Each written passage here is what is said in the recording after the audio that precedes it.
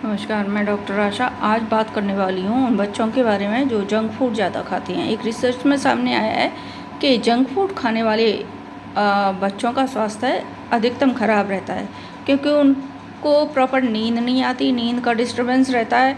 और junk food खाने वाले जो लोग हैं उनका मेटाबॉलिज्म के ऊपर काफ़ी कुछ प्रभाव देखा गया है।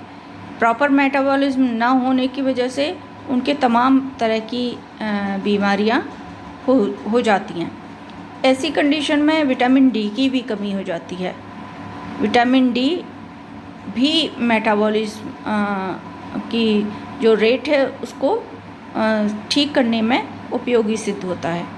तो ध्यान रहे कि यदि आप जंक फूड लगातार खाते रहते हैं तो कहीं ना कहीं आपको बड़ी भी बीमारियां होती हैं। और मोस्ट प्रोबेबल हड्डी की तो दुर्बलता होती है। हड्डी तो आपकी बोन मैरो और जो बोन डेंसिटी है वो कम होने की वजह से आपको फ्रैक्चर की संभावना ज़्यादा बन जाती है।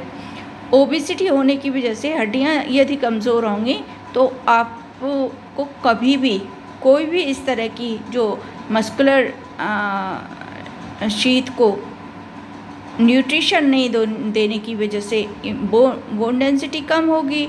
विटामिन डी की वजह से बोन भी नरिश नहीं होगी, बोन का जो पोषण है वो भी नहीं हो पाएगा, तो मांसपेशियों का पोषण भी नहीं होगा। ऐसी कंडीशन में जो कैंडिडेट्स लगातार जंक फूड पर डिपेंड रहते हैं उनको 100% vitamin D, vitamin B12, vitamin B6, B complex की कमी होने लग जाती है। और उनका आए दिन कोई ना कोई शिकायत रहती। कभी हड्डियों में दर्द होता है, कभी मांसपेशियों में दर्द होता है, कभी और भी ऐसी तमाम तरह की परेशानियाँ, सीवियर हेडेक होना, आँखों से कम दिखना, चेहरे का ग्लो ख़त्म होना, इस प्रकार की जो कंडीशन है, भ्रम होना, खुशी का चला जाना, सेरोटोनिन हार्मोन भी इससे प्रभावित होता है। तो उन लोगों में जो विटामिन डी की कमी से चिड़चिड़ापन भी हो जाता है।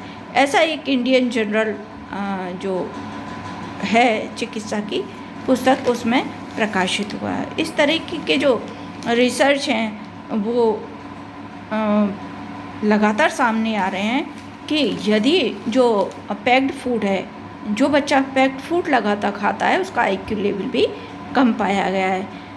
इंडियन जर्नल ऑफ हेल्थ की रिपोर्ट के अनुसार विटामिन डी की कमी शरीर में कई प्रोटीन जैसे एडिपोकेस कम होने लगता है, जिसके कारण मेटाबॉलिज्म जो होता है वो स्लो हो जाता है और भूख बढ़ने लग जाती है। इसके अलावा शरीर में सेरोटोनिन हार्मोन की कमी हो जाती है और व्यक्ति चिड़चिड़ा हो जाता है।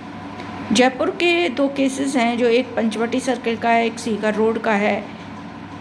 क्रमशः उनकी उम्र 34 और 29 वर्ष की है। ये दोनों भी जंक फूड लगातार ले रहे थे और इनका वज़न काफ़ी बढ़ गया था। जब टेस्ट करवाया तो इनमें भी विटामिन डी की कमी पाई गई। इसी